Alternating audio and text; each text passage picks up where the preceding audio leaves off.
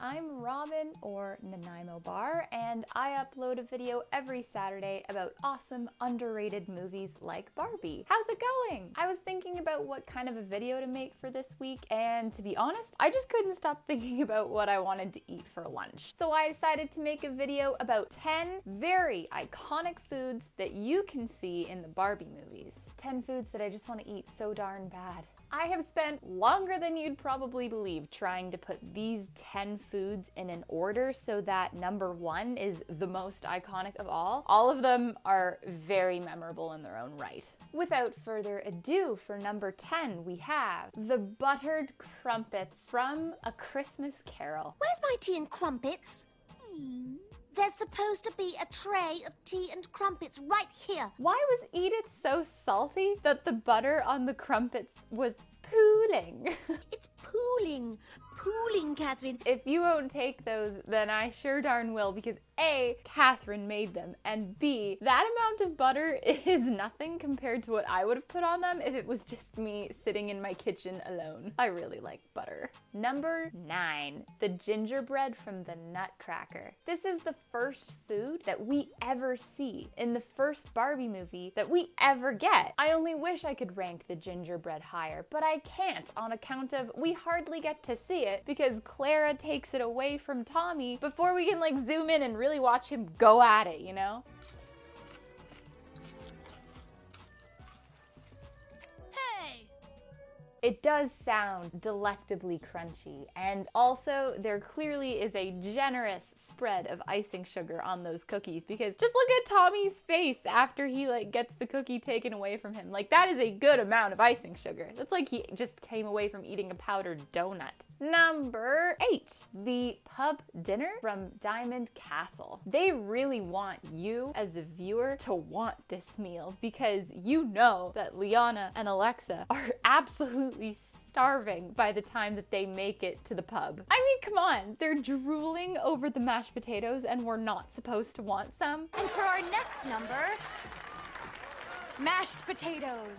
Number 7, the wedding cake from Island Princess. Look, I know it's poisoned, but that's besides the point, okay? Look at it. Doesn't it just look like it would have been the most scrumptious cake? On a side note, can we just talk about for a second how they seem to really like to take the smallest little forkfuls of cakes in Barbie movies? First, Island Princess with this tiny little bite.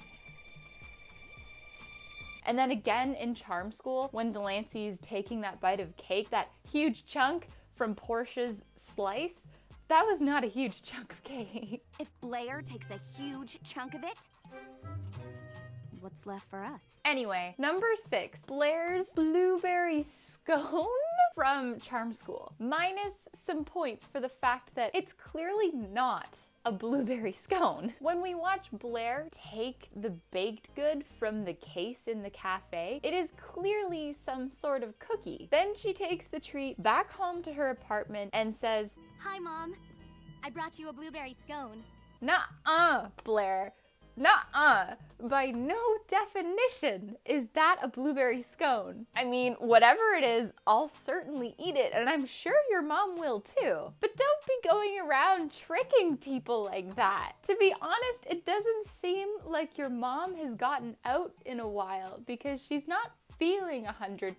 So she's gonna go back out someday when she's healthy again, go to a cafe, order a blueberry scone, and be disappointed when she's not presented with some sort of chocolate cookie. Nevertheless, whatever this is, it looks great.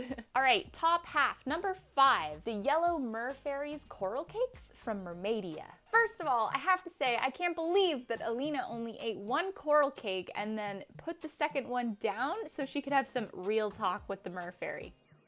You know, I have to ask you. It looked like a little Christmas present. Look at it. That clearly took so much work to make. They're all so cute and I want them so bad. We've got Bibble over here not even paying attention because he's too busy chowing down on his 3-tiered cake, and you're just taking a bite. That's painful. Anyway, nothing on the plate looks familiar to me. They're really just colorful squares, but I imagine that some of them are chewy and fruity and others are crunchy and salty. Okay, number 4 is also from the Fairytopia trilogy, but not from Mermaidia. Oh, no. Those are set up for my friends. The friends I haven't met yet. I think Azura's tea party from Fairytopia is iconic. It honestly might just be water being poured out of those little flower cups, but in my brain, it looks purple and it's some kind of purple sweet milk and I want it. The purple and green stuff that Bibble is eating, I'll take that as well. Top 3. For number 3, we have the chocolate chip cookies from Swan Lake. Oh man, watching Odette dance around the bakery, seeing all of the baked goods that they have in the shop, and then watching sugar cookies. Sugar cookies, your favorite. Which already looked good enough, magically become chocolate chip cookies was just too much for my child brain. Make a chocolate chip. That's my favorite. Okay. Whenever I watch this movie, I need to get a chocolate chip cookie in me as soon as possible because they just look so insanely good. And wouldn't you believe it gets better than that? Because number 2, we have the baker's buns from Rapunzel. Don't argue with me. I think the reason why these buns strike me as so iconic is because us as viewers have watched Rapunzel live this life alone, secluded, not being able to see anyone or do anything. And then she comes out into the world and one of the first things she sees are these amazing buns and we're in her mindset. So we're just like, oh wow, those look insane. When the baker was like, good morning, miss. Well, good morning, miss. And then like holds them out to her. I was really surprised when she's like, no thank you. No, thank you. But at the same time, she probably didn't have any money, so it was probably a good choice that she didn't take one. Be like, thanks, man, and eat it. And then he was like, where's your money? And she was like, I don't have any. I mean, that would have been really awkward. So I guess it's a good thing that she didn't eat one, but I really wanted to see her eat one because I want one. Number 1, Erica's Royal Breakfast from Princess and the Pauper. I think the baker's buns will always hold a special place in my heart, but I recognize that this breakfast is top tier. We even get foreshadowing for this breakfast in the song, I'm Just Like You. If I want some eggs, I ring the bell, and the maid comes running in. And she serves them on a silver tray, and she brings a cookie tin. 2 eggs, 2 apples, 5 cinnamon buns, 6 slices of toast, some melon, some strawberries, and tea? Erica, can I have some?